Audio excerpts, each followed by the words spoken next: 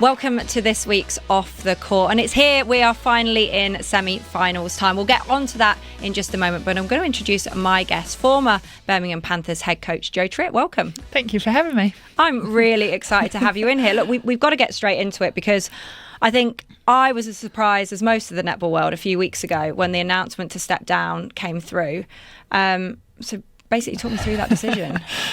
So as you could understand, it's a really tough decision to make. I'm getting married in a few months and have, a little bit of just wanted a little bit of time to take pause, reassess kind of where I'm at and explore opportunities. I think the last 3 years for me have kind of been a whirlwind as I've gone, kind of the loss of Stars and moving into Panthers just happened so quickly without kind of that breathing time. So I just kind of decided I'm not retiring, I'm not stepping away, I still want to coach, but just really keen to look at opportunities. You talk about those 3 years and so much has happened, new clubs, new teams, but also for you going from that player coach role into a fully fledged coaching role. I know what that is like.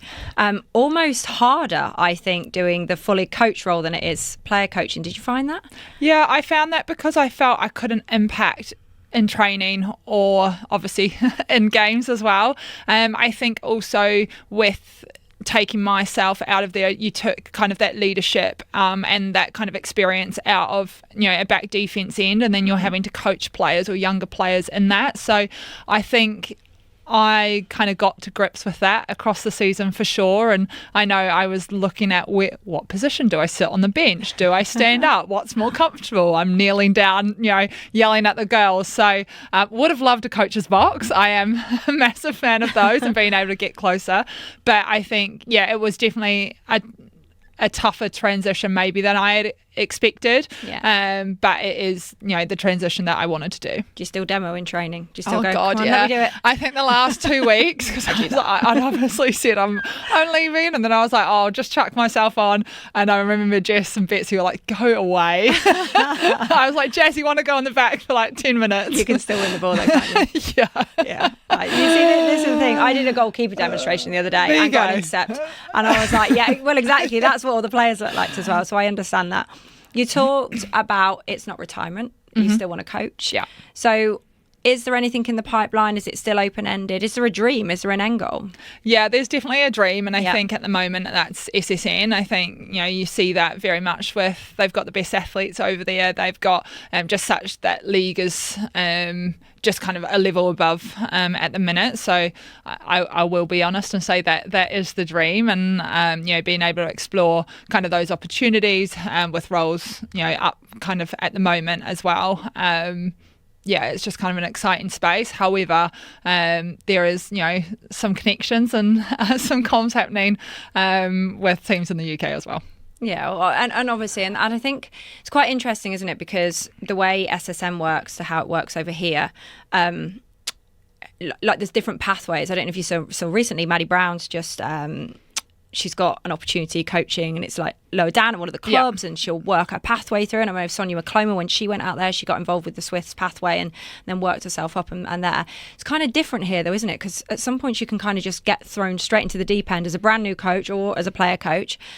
Chelsea Pittman came into that role this year as well. So it is very different. So that Australia opportunity, it probably helps grow your game a little bit more as well as a coach. I think that's really important. I think the things I hear from, obviously I had two Australian players in my squad this year as well, was about the coaching development and the coaching support they have over there. And I've kind of, coming from ANZ back in the day when I was playing, you can kind of see that in exactly what you said, that growth of coaches. You see, I think it was Belinda Reynolds was Dan Ryan's assistant. She's now head coach at SCL. So there's that movement going through as well. So I think, kind of in that respect of kind of getting those opportunities and that support is definitely there in Australia. Are we doing it enough here?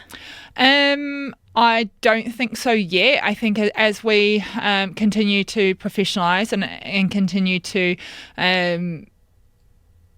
kind of grow the game. I think that's an area that even myself, I get asked a lot of questions from pathway coaches, like they want more, and I think that's a really exciting space as they're asking for it.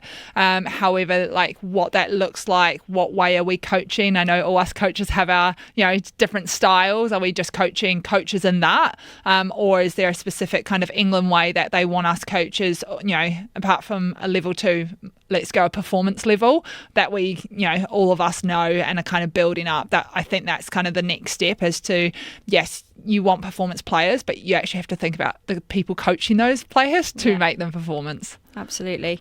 Let's go back to Birmingham Panthers then, because it's probably felt like a bit of a whirlwind year because it was a new club. I know there was some connection of it being closer to 7 stars and a lot of that bulk went with you.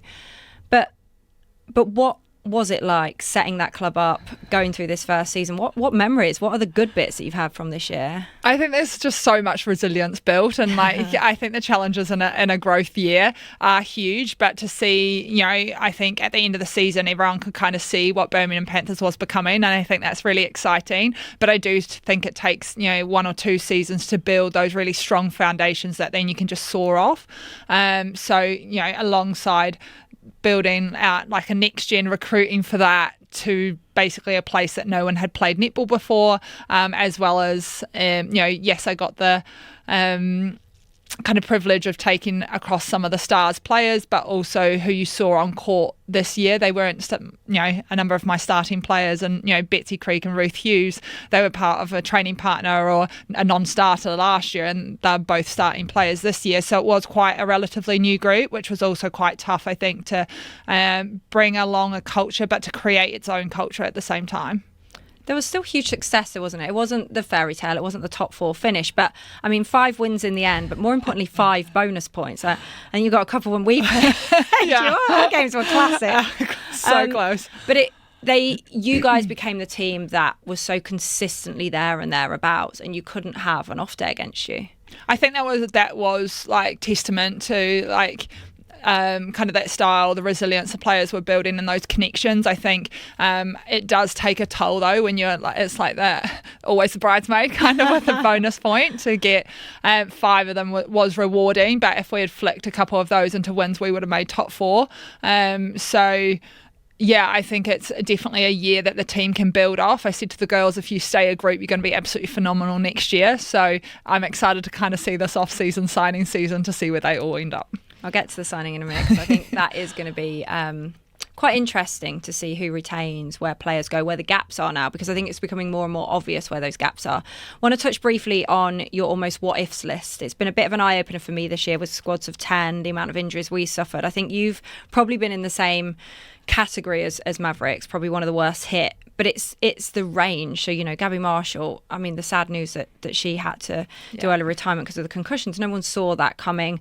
Then obviously Ziggy. Then you had Gabby Sinclair.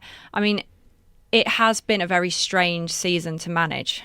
Yeah, I think that's added to the challenges on top. It was interesting. I kind of reflected and I thought, actually, in my first season as a player coach with 19 players, because we had 12 plus 5 training partners because of what happened to WASP, plus 2 training associates, I found that year easier than I did this year. And that's quite a reflection to have.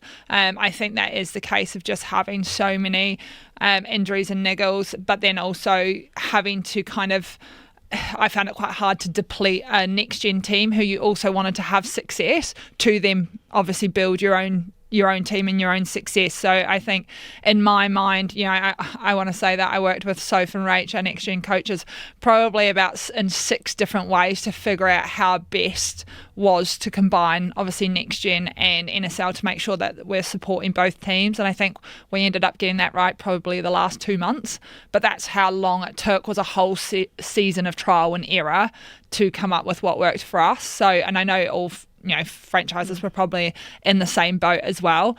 But I think that next gen league is excellent. It is providing us kind of what we need. We ended the season with 4 of our signed 10 not in the 10 against Loughborough, and we had some next gen players on that court absolutely repping themselves and doing fantastically.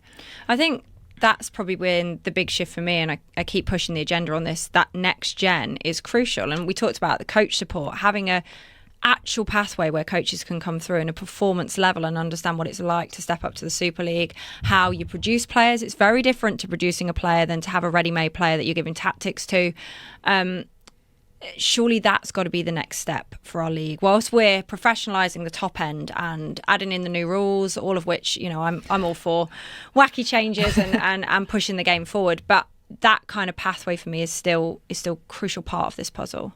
You have to build it, and you have to have players, like you said, that are coming in prepped and ready. They're not. We're like you do go back to basics. I don't know about your environment. Oh no, we still do turning. Yep. Yeah, literally turn fully. That's still some of the girls' Does goals. That happen in New Zealand? That's at that level? No, and that's probably the catch where I found myself quite difficult this year, because I couldn't show it, lead through showing it, which I think in the previous 2 years I had done. Like, I will, all girls bit back if I was asking them to do something. They're like, "You're not." I'm like, "Yeah, on it." Like, I will. However, I think this year, when you're, even doing drills and stuff, I think part of my frustration, and the team knows that, was you have to learn also how to train like a top 4 team. And become athletes that train like that week in, week out, no matter what's going on personally, and no matter how you feel. And I think that is something that we're not learning young enough either. Like, for me, next year needs to have a top 4. They need to be competing hard. You see it in SN, the SN Reserves finals, are playing finals netball and getting that feeling of, because it levels up, doesn't it? The umpires allow slightly more contests. It's a slightly different game, but that is where a lot of learning is happening as well. So, I think I'd just like to kind of see that, I think. Yeah, I think it's something that has to go hand in hand. It can't just be that. And actually, until we get that stuff right, we can talk all day long about intensity and where we want the game to be and being at the level pegging of SSN. But the reality is, your younger players coming through are at a different stage to the players coming through the Australian pathway at that point. And I do think that's something we're probably going to have to keep addressing. I agree. So let's talk about Jas Brown, one of the youngsters, because she's been a big name on everybody's lips this year. Is she going to be the next England goalkeeper? You've been hugely influential in the development of Jas. I mean, firstly, how proud of you of her? Oh, I love Jazzy. I think it's been a really interesting journey. So obviously, when I took Jas as a training associate, I said, give me 3 years. It's going to be a 3-year project. And funnily enough, here we are at 3 years and she's in the Roses. So it's just kind of that knowledge, I guess, of knowing how long sometimes it takes to develop as a defender as well. And for her this year, it was a big change and a shift into more of a leadership role. More, this is now your unit, demand of them what you need them to do. And I think she started to do that. You could hear her voice and start to really grow herself, which again, I know from experience, it does take time to build that and build that confidence and back your understanding of the game. And I think that's where she's really growing this year. A big thing we worked on with Jazzy is what's your own job first, and getting more skilled in the footwork and being able to contest ball lifted. I think it's still a work on, but I want ball to go over her and I want her to win it because I think she can. And I think that came along the season really, really well, as instead of being kind of in the side position, she became front, demanded, if you're going to beat me, go over, but I'm going to go up and I'm going to get hand to it. So super proud of Jas, really excited to see, this off season, her first Roses off season, what she achieves, and hopefully some international caps pending for her. I think it's a given that we're going to see her in that role, and you're absolutely right. It's had to be pinpoint this season to get above and over the top of her, and that part of her game, that doing your job first, I think is really, really key in that position, and having the confidence to do that as well, because we're so used to. She played with you to start off with, who would have been very. A big leader. We've seen it in SSN with Casey Kapua coming back, the difference that experience makes. So for her to stand and deliver this season has been really impressive. I guess for me, though, you talk about those 3 years, and I absolutely agree. When you're talking about the technical abilities that they need to do, that footwork, that programming, is there a quicker way of doing that? Is that purely how we develop in our our next gen leagues, or is Super League still going to be that place? Because I found it with a lot of our youngsters this year. It's like, you are not going to be the finished article after one season. You've got to do this, then you've got to learn to play it on the game, then you've got to tactically do it, then you've got to come up against someone that's probably got 10 years on you, who've been playing this every single week, and then you're going to learn a bit more from that. So are there any other ways to quick fix it? I think that for me, it's about that next gen league and just making sure that goes a little bit older than it currently is. I think, like you said, people learn off experience, and I know, Jazzy's first 2 years learning off me. She didn't start all the games last year. I think she was injured for 5 out of the 18. Probably started for about 50%, and then she's walking into you're starting basically every game this year. So I think to develop that, you do need those leaders and those experience in the next gen. I think it needs to be kind of the next best available players, because I think in that space you've got those younger ones. You're still going to have those 19, 20-year-olds, but they're learning off maybe a 26-year-old, where I think that developed. If I look at my own journey, when I was 15, we were a very good netball school and we were playing women, and I remember coming up against women and thinking we were going to absolutely own them, and they beat us to a pulp because they had the smarts. But then the next time we came up against them in that season, we beat them by like 2. However, I think they smoked us by about 20 the first time. But we learned off playing, number one, playing against older people, but also just being around them. And I think that's probably, again, if I look back to my exposure in New Zealand alongside like a ANZ season, which was like, let's say about 9 months or 6 months, you had like Dame Lois Muir, you then had age groups, and then you had NPC, which were all competitions that you mixed with, again, more experienced players than yourself, or you became that experienced player in that space. So there was just a lot more comps that you'd play top 4 netball. You'd go and you'd play, 5 games in 4 days or whatever it was at a end final series. Like, it was kind of the nature of, you'd have that every 3 months you were in something different or falling back into something different. So I think to see if next gen, I would love to see it build out a bit bigger to have a top 4, but also just that age range, because I think that middle age group of probably about 23 to 26 is so important, and I think that's kind of where we're missing some leadership at the minute. Absolutely agree. Well, listen, let's talk quickly then about top 4 before we wrap this up. 2 semi-finals last weekend, very chalk and cheese. 130 goal loss. Manchester Thunder came, delivered. You talk about experience, having Lois Pearson back, Paige Reed back was huge. Mavericks probably a step too far for us this season, just with everything that's gone on. And then you had the 1-goal thriller, where a team full of experience, couldn't get that across the line. So I guess the mixture across the board of the squads is really, really important. And from those semi-finals, what were some of the key things we've learned heading into the next couple of weeks? I think we've learnt that 3 minutes to go when you're 6 up doesn't mean you've won a game. Don't play possession for 3 minutes. Sorry, Loughborough.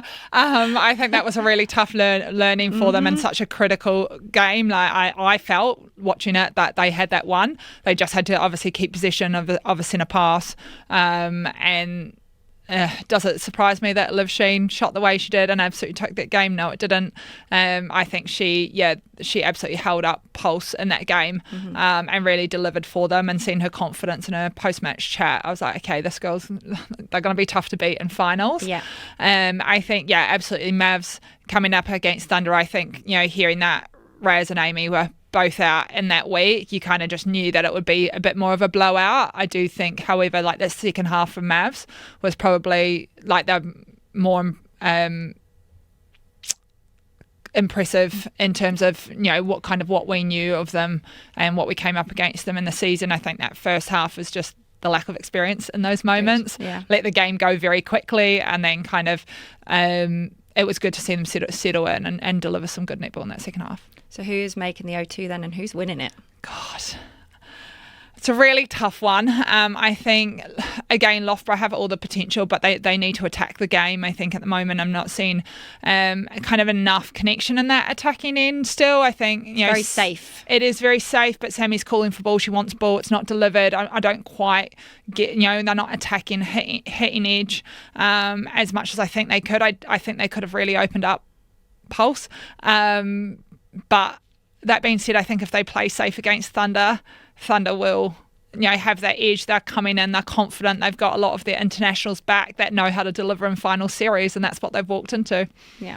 Well, it's going to be very intriguing. I mean, I've been saying Pulse all the way along this season, but having seen Thunder, I would not write them off yet. And they're very good when it comes to this They're point. very good. But listen, Jo, look, we wish you all the luck moving forward. I mean, you've had such an impact in the Netball Super League over the last few seasons. So we know the future is bright and we look forward to seeing what you do next. Thank you so much. Thank you. And of course, we've got a really exciting weekend coming up, the prelim final, which is Loughborough Lightning versus Manchester Thunder. Who's going to win? Who's going to come out on top? And who gets to go to the O2 on the 6th of July to face London Pulse? And this weekend is the preliminary final, Loughborough Lightning taking on Manchester Thunder.